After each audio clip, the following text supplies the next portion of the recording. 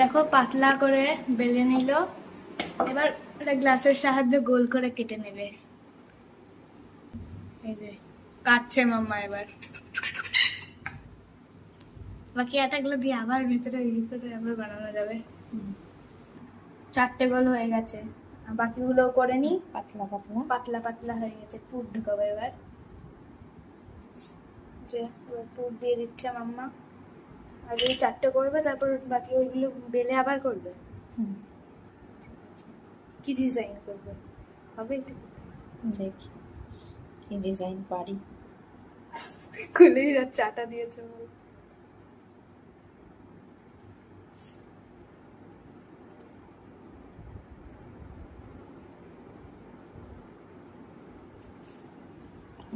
হ্যাঁ হয়েছে, একটা রেডি।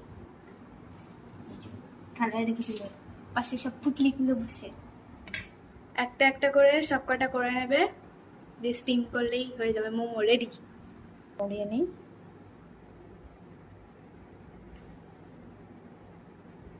আরেকটা হয়ে গেল।